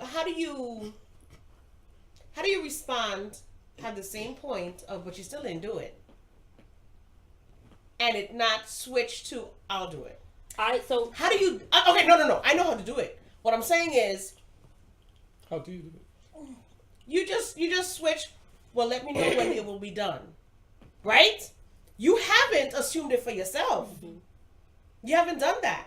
And so, my point previously was, don't switch the point in that you still need to get it done. Switch how you say it. Because I'm not doing it.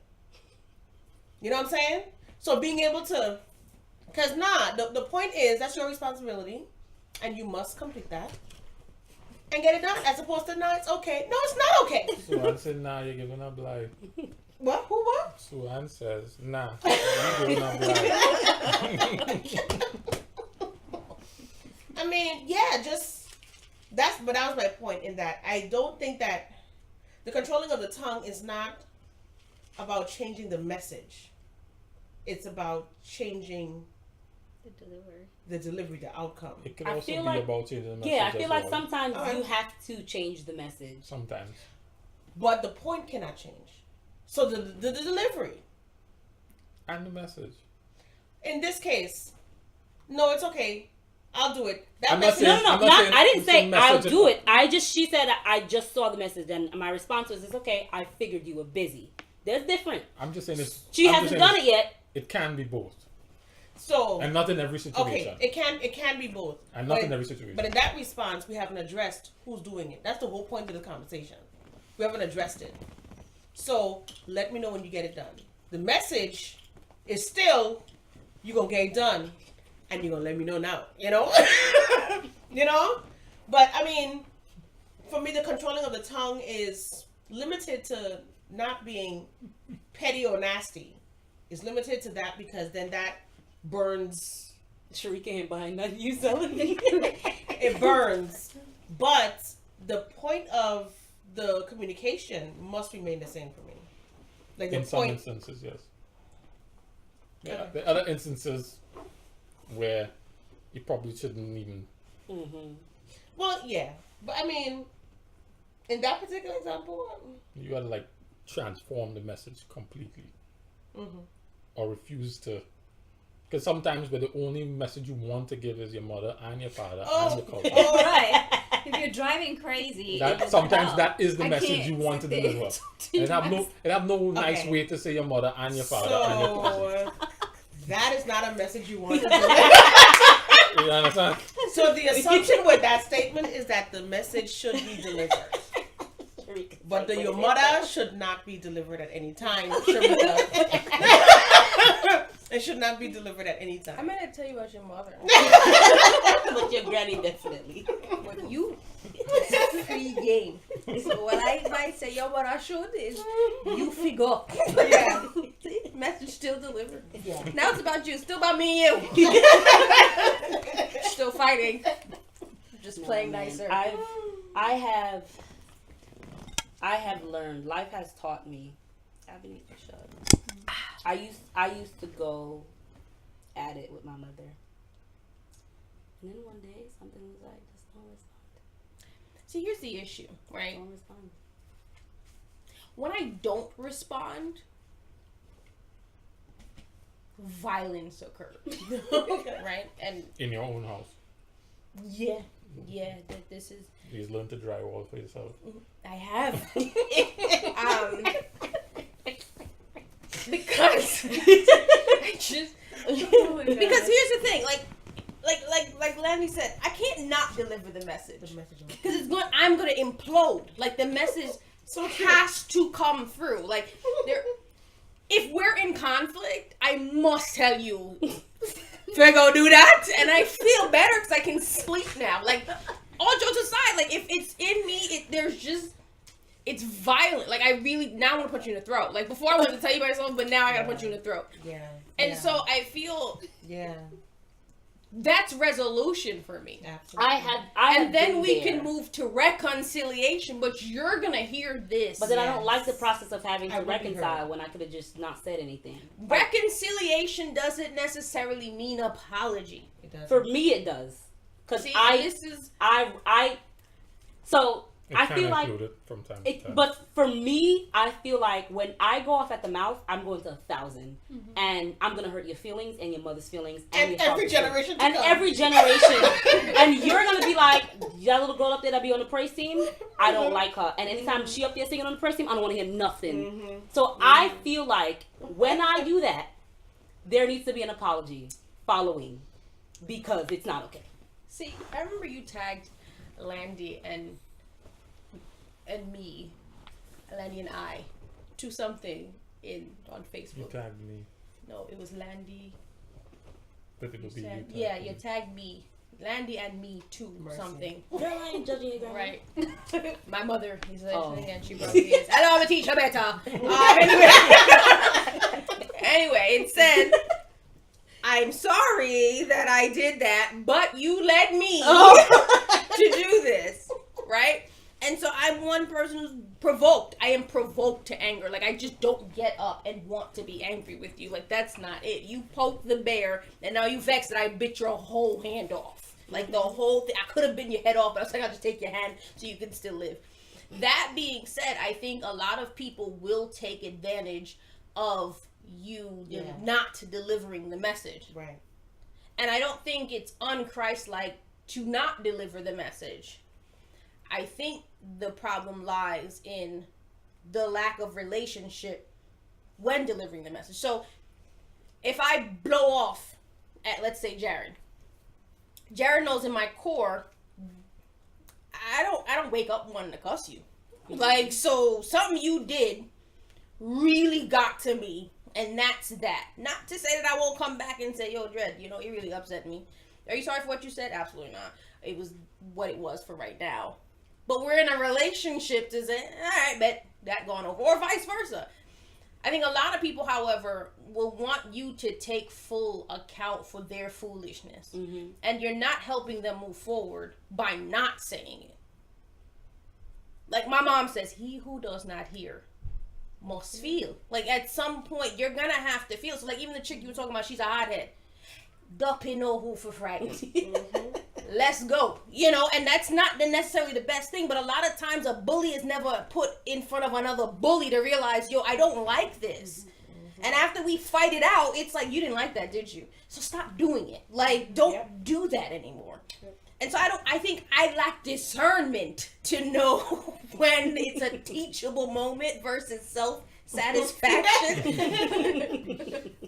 But I definitely think we do need to lay the rod sometimes. So I just don't know when the rod gets laid, but sometimes I don't have any more to give. Like, I run out of tight envelope. I don't have any more to give you. Like, I just... Mike says, I think Jesus' message, the gospel, was not changed, but he did change his delivery based on the audience. Right. Yeah. Flip tables when I need to flip tables. I give you parables when I need to give you parables. Yeah. I speak common or, a language you can understand when I need to, and other times I'm like, chill out, I'm not talking to you no more. Yep. Mike asked, do you have anything else that stood out to you from the readings this week? I think so. I'd have to find it though. Okay. Z? Did you have anything else you wanted to share? While she's looking. Yeah, let me look. I have something while Z's looking. Go ahead. Don't judge me, but the Psalms that talks about the Lord is my shepherd. What Psalms is that? 23. Oh, 23. So, I won't judge you. so I'm reading, and Judge. you know how sometimes I'm not even gonna let you. So you know how sometimes you just read and you just I'm retaining information, but I'm not. So I've read this 1,000 times. You repeat it in church. It's a part of the Sabbath school. It's a part of the you sing. There's a choir song, all that good jazz. But as I was reading it, something was like, well, I don't know. Something said, Avanique, put yourself. Imagine for a second that you are a sheep. Read it that way. And as I began reading as a sheep, I was like, whoa. What did you see? Paint the picture for us. So, I'm going to read the little section over here because it kind of summarizes just the highlighted section, not the whole essay. So, one of the primary responsibilities of a shepherd is guiding his flock. Thieves, wild animals, and the wandering inclinations of a sheep themselves mean that a shepherd must actively work to keep his sheep from harm. Every night, a shepherd counts his sheep to ensure none have strayed or been stolen. If any of the sheep are missing, he goes out to look for them, discontent to lose any of those under his care. Not only does the shepherd tend to their wounds when they have been attacked, but also binds up the injured and strengthens the weak, even when their injuries or weakness are of their own doing. A shepherd also meets his flock's basic need for food and water by traveling far and wide to locate viable sources. What may appear to be a simple provision is, in actuality, a strenuous undertaking. Leading masses of sheep to food and water often involves trekking across difficult terrain and enduring harsh climates. Shepherding requires fortitude, endurance, and skill. So, for me, I was thinking about like all the things that David is describing that the shepherd is doing, and like he leads me beside still waters. Like his responsibility is to find me water. It doesn't have to be still, but just like the intent. Like I'm about to be a little bit extra. I'm about to sit here and count the heads on her hair because I care so much about her. Like that level of I'm really invested in you. Mm-hmm. And so it made me, for the first time in my life, I got the Psalm. Like I've read it a million times, but for the first time in my life, I was like, sorry. okay, Me mouth it did. it makes sense. I get it. I get what you were trying to do here, David. I got So you. yeah. That's pretty cool. I never looked at it from the perspective of the sheep. I'm sitting there like, yo, like for real. That was pretty. Thank you for sharing that. Oh, no problem. Wasn't he we were talking about for his namesake? Yes. Was it? You see, he leads me along the path of righteousness For for his his namesake. Remember you saying, is it about, that's when it's about him or about me? You're not that important. But you are important though. But I felt like I get the you're not that important but you're important thing, but I feel like there's certain things that reminds me you matter. Like Oh yeah, you you're part of the team. I'm not about to You're on the team. Like I sat here and I don't care what anybody says. I believe that Jesus counted. Like Jesus was like 1 here, 2 here. Like I believe that he did that. He has an Excel spreadsheet. But I feel like I What's see God. Is Avanique say? Hold on. No, he counted it. But I feel like when you start to look at God that way, it takes away from the scary person upstairs that's waiting to zap me when I fall. Yes. Yeah. Me too. maybe. Sharika. You know, I bangs with the father, and he always about to zap you. Yeah. Maybe Jesus. Like, God the Father? But He you know, will okay, zap you. wait, but just that thought, when you teach Christ as someone who is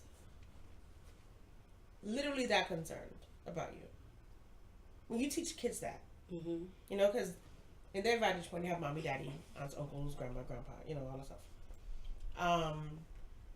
But then we teach of this magnificent God that we got to kneel and then act different when we pray. Mm-hmm. You know, it's like, who are we talking to? And you know, it's like this mysterious mystic person that you bet on be a disobedient either. Cause I'm gonna read you stories in the Bible where he did boom boom boom. You know? You say he's a jealous God and he's mad, you know? That's the father. Yep, that's the home. But if you're able to for kids translate that, you know, he's a caring God and he's chill like that. He gonna lead you beside the still waters type of God. Then I think that makes not just kids, adults. Yeah. That makes us more open to, well, let me talk to you. Mm-hmm. You know? It moves from, for me, it's moving from religious activities to relationship. Because he really is not out to get me. Like, he's not sitting in heaven going, I'm waiting for her to sin so I can cross off the list. Right. He's not. And that's why the what sometimes is used as the fear tactic Mm-hmm. to scare people into submission is so dangerous because it potentially blocks you from experiencing that true relationship, that true love relationship. Or even like looking at Isaiah and Hosea and all those judgment books. The one thing that has been consistent, I'm about to tear you behind, but I'm patiently waiting. I just want to be your friend. And for me, it's like, he always is ready to tear them, but then he's like, listen, I'm going to give you back everything I sent the locusts because y'all weren't listening, but I'm going to give you back everything the locust stole. And so it's like, That's why bangs with the father. right. Yeah. He might, you know, if he has to, he'll chuck me up real quick. Yeah. But the intention is never, okay, you messed up, we're done. The intention is, you might get 2 licks, but the point of the licks is for you to learn. Right. I'm doing it for your good. Coming back around. Come right. Sometimes you're done though. At least with the father. Ground swallow you up and there goes life. Yeah, but as when you just a bad one. You touch that thing, I didn't tell you to touch it. Mike says, thy rod and thy staff, they comfort me, capital letters. I interpret that as the trials and tribulations of life that God allows me to face. They comfort me. We can find comfort in the things that he uses to shape and mold us into his likeness. You did not share yours. I did not. I don't even think I found it. Okay. I was distracted. Sorry. Alright, Z. So, it's still in James 2, when he talks about favoritism. I'm sorry, go ahead. So, I tend to struggle, I guess, when it comes to, like, when he's talking about, around verse 10 is, for whoever keeps the whole law and yet stumbles at just one point is guilty of breaking all of it. Yep. What is that supposed to mean? The law is equal. Huh? The law is equal. If you, like, you know how, so growing up, they talked against adultery and fornication but they felt like white lies were okay. And it's like, no. If you tell a lie and I murder someone, we're on the same playing field. We both broke the law. There is no, Avanique is gonna catch it worse because everybody broke the law. But I think it's deeper than that. I think, like, for the sake of man, God broke up the idea of disobedience. Sin is simply self-feeding.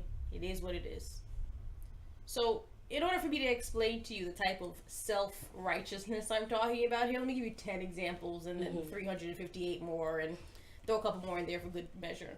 Here it's saying, you broke them up and you've decided to weigh them. At the end of the day, however, I only broke them up for your understanding. You break one, you break them all. They were just one. It's a matter of you satisfied self, and I don't like it. And so you're guilty. Because every single one of them is just satisfying self. Dang. So if you look at it that way, then... Oh my gosh. That's it. Like... He's like, who can be saved?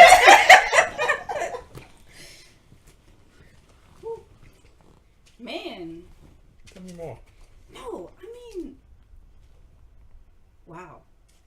Oh my gosh. I'm serious. Like, basically, like, you're incapable of keeping them anyway. No, you're born to want to do what you want to do. I've broken up this self-righteousness into examples by which, for example, it's hard for somebody to say, don't be selfish. They'd be like, what does that mean? And so God's like, allow me to assist. God's before me, selfish. Tifu man, selfish. Tifa next man, woman, selfish. Kill somebody. So it's just examples of different ways of selfishness. So he's like, hey, whichever one of those selfish things you want to choose, it's really only one law. Don't be selfish. That's all it is. That's why there was only one commandment in the garden: don't eat the fruit. Don't be selfish. like that's.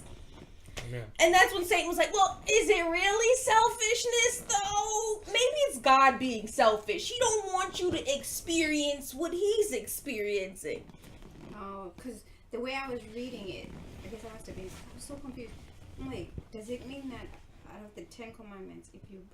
I guess that's what it means. If you, out of the 10 commandments, if I commit adultery, I've broken all 10. This is all the base of You selfishness. broke the law. There's one Right. real idea that the 10 represent. Right. Or maybe even 2 ideas that the 10 represent. Fidelity to God. And fidelity to men. Both require self-denial. Yes. It's really just the one issue. Yeah. It manifests different for Sharika than it would for, and that's what you kind of see in the Old Testament, in the beginning of the book of Genesis. Something seemingly mundane as eating a fruit escalates quickly to murder. And then it escalates even more quickly to where the thoughts of men is evil all the time and God had to wipe them out. So then that means mercy triumphs over judgment. So basically what that means is, I mean, every day, you know, What you over here doing every day? Well, now that you mention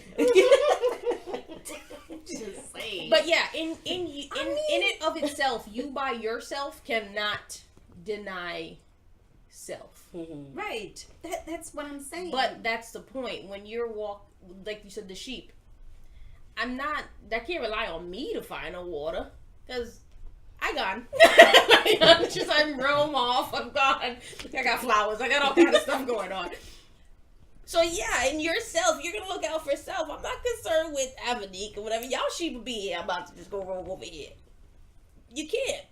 In yourself, you're gonna choose self every single day, and that's why it's like deny self daily, die of self daily, because you are prone to choose yourself. You have to. That's just what you're born in. You gotta value something more than self. You gotta value each other and me more than yourself. Yeah.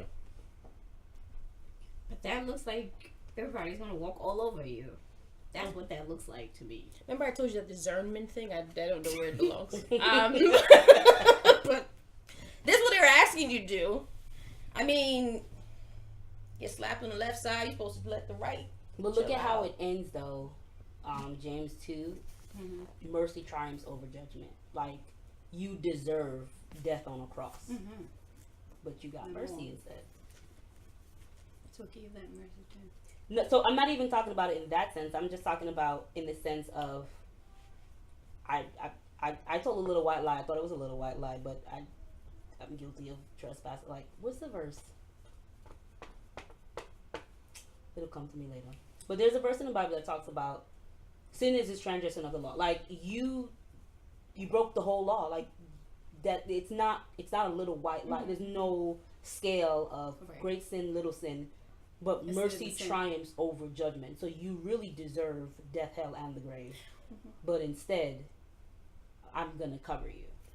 Or, like we talked about before, David sinned often, but wasn't necessarily a sinner per se. So, like, I was trying to explain to somebody the other day. He was disobedient. He wasn't a rebel. Right.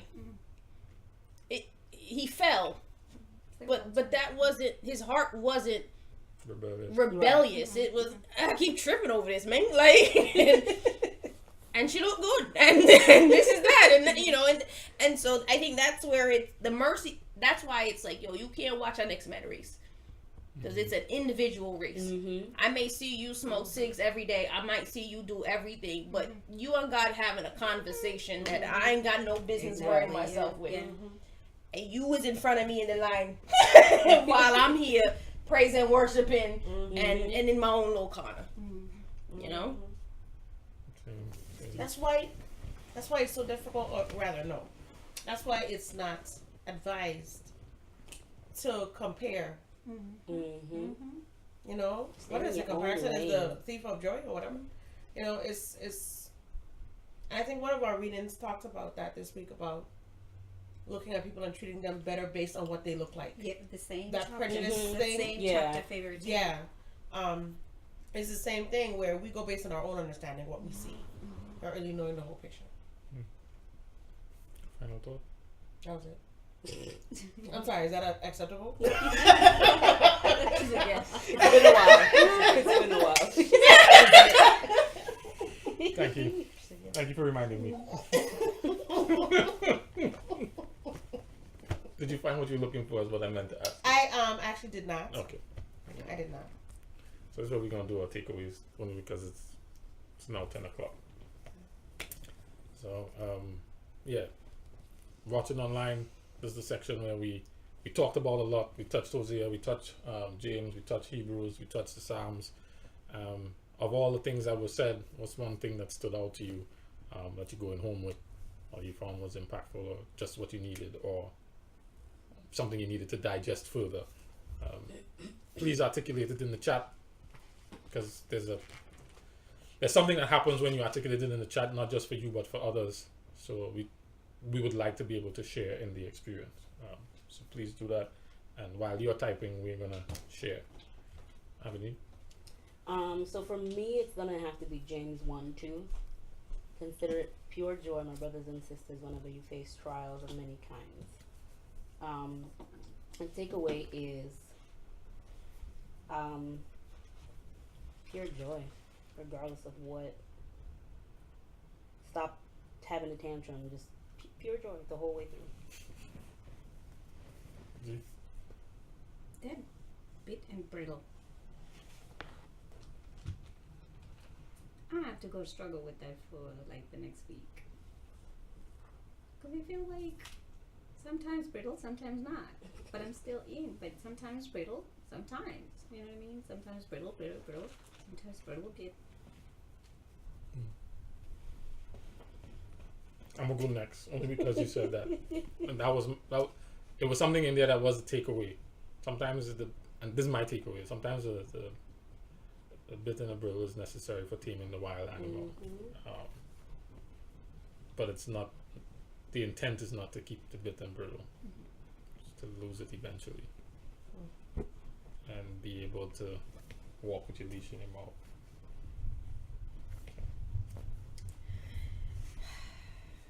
So I was stuck on the bit and brittle thing as well. But I need the brittle, all right? Let's just I have great intentions, and I need to be constrained. I need the leash in my, like, you need to train me to walk myself. If you take the leash off, what? Like, yes, like there's flowers, like, and I'm coming back, but I just feel like at this point, I should just keep the the leash on my whole harness. Like, just strap me on in and let's just chill out. But I understand the importance of being able to walk by your owner. And you just gotta take a little time. Have any little discernment. Not follow the flowers. Sorry, only because we stopped earlier and we talked about the thing that you brought up in Hebrews about, being at a certain place and should be more. Text that talks about the bitter and brittle says, don't be like this because it has no understanding. So if I'm saying not you, not Sharika, because I am, if I am saying I need a bitter and brittle, I am also saying I don't have understanding. I don't have understanding at this stage in our engagement. Okay. Clarify that. We see. Boom. Mine was the milk and progressing past that. Takeaway regarding that was to make sure that, just like in other parts of life, you may self-check, I may self-check, and make sure that I'm challenging myself to the next thing. Need to also be intentional in the spiritual walk to do the same. That I'm not being complacent or getting comfortable with where I am, but that I push myself to the next level of understanding and relationship. You have Mike? Because I can't, my C more buttons not working. Mike says, we need to become sheep that are so in love with our shepherd that we follow him because he knows what we need and will supply all of them. And then Daniel says, James 1:27, take away. Minister to the world without becoming like the world. And Kevon had said, now the end of the commandment is charity, out of a pure heart and of good conscience and faith unfeigned. Sweet. Alright. Vanessa, take away today.